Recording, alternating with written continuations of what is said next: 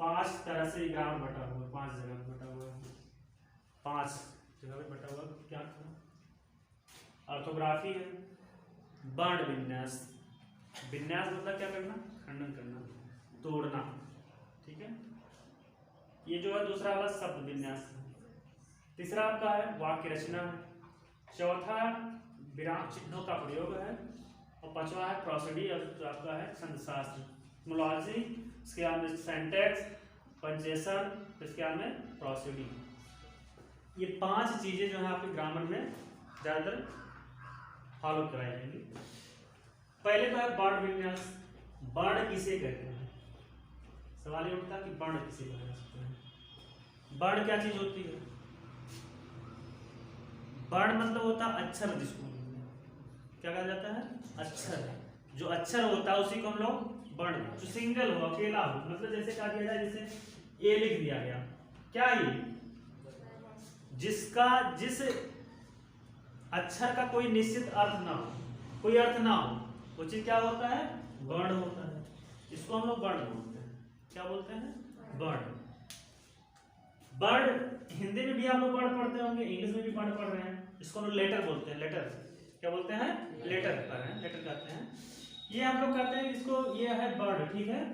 क्या है, वर्ण। जिस अक्षर का कोई निश्चित अर्थ ना हो, क्या, वर्ण विन्यास इसको हम लोग कहते हैं। वर्ण विन्यास के अंतर्गत है।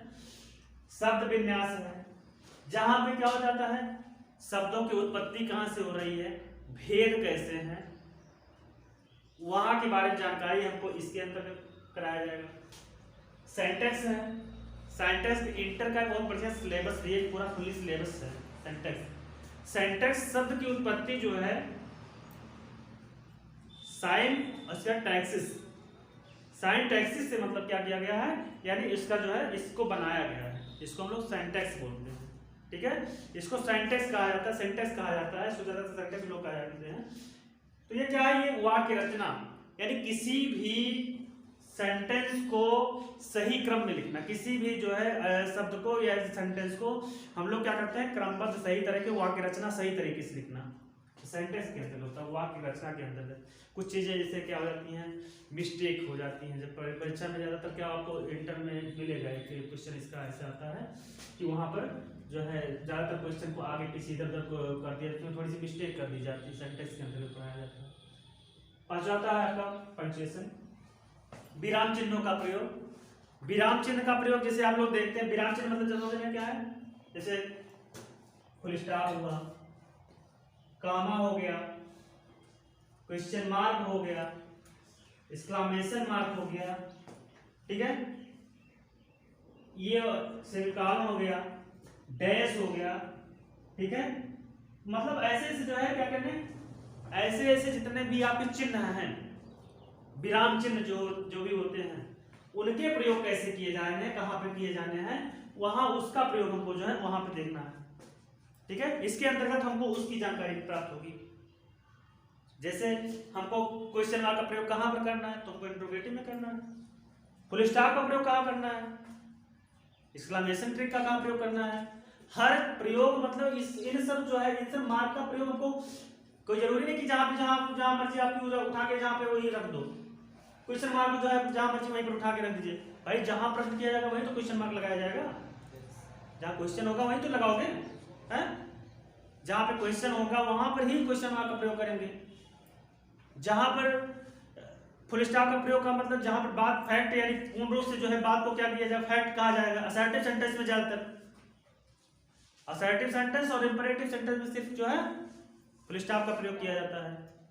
एक्सक्लेमेशन ट्रिक जो होता है, एक्सक्लेमेशन का प्रयोग देखो कहां किया जाता है, एक्सक्लेमेटरी सेंटेंस में किया जाता है। विस्मयादि बोधक में, तो जहां पर विस्मयादि बोधक होता है, विस्मय सूचक जहां पे शब्द प्रयोग किए जाते हैं, वहां पर जो है विस्मय सूचक इस शब्द का प्रयोग का मतलब क्या होता है, यहाँ पर ये वाला जब टिक लगाया जाता है इसका मतलब क्या होता है, विस्मयादि बोधक वहीं कहीं लिखा हो, विस्मयादि बोधक कोई शब्द लिखा गया हो।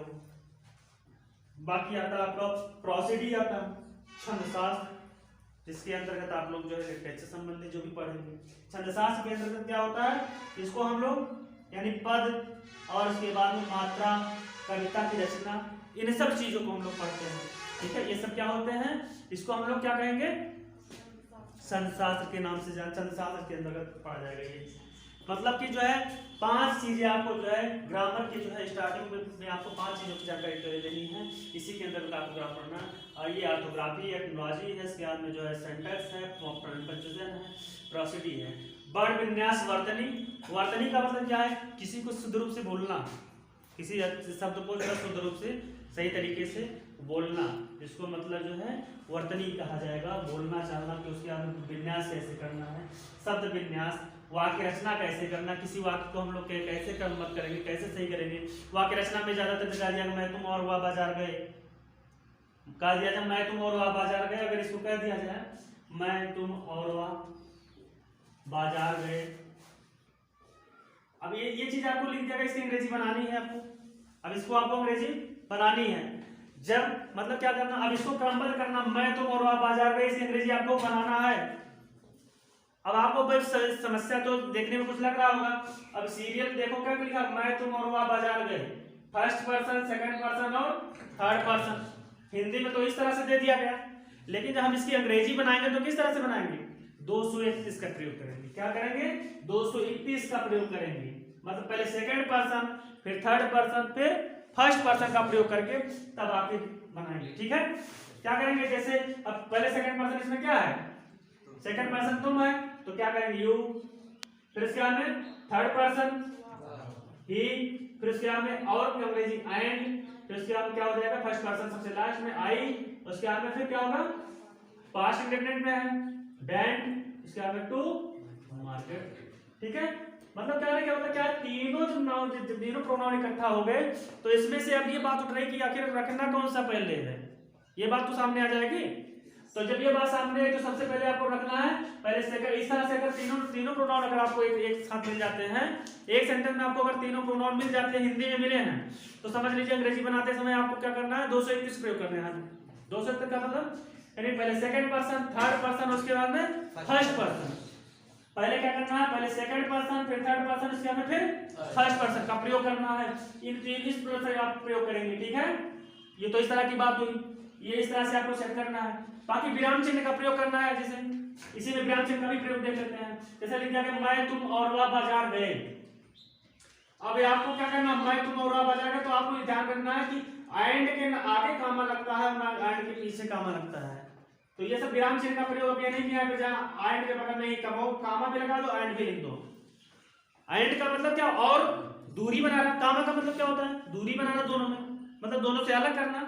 ऐसा ही तो होता है, किसी चीज को हम जब लिखते हैं तो बीच में कामा क्यों लगा देते हैं? कि थोड़ा सा मतलब दिखाई पड़ के अंतर है, दोनों में दूरी है, थोड़ा सा अलग है दोनों, नहीं तो पता लगा कि दोनों साथ एक में सटा के लिख दो। ठीक है, तो इसका मतलब ये हो रहा है कि आपको ध्यान कहाँ देना है कि ये सब चीजों पर। बाकी ये तो कर्ता, रचना और इसके बाद में जो पद, छंद वगैरह जो होते हैं उस पर आपको ध्यान देना। फिर उसके बाद में आपको फिर आगे वीडियो में आपको बताएंगे।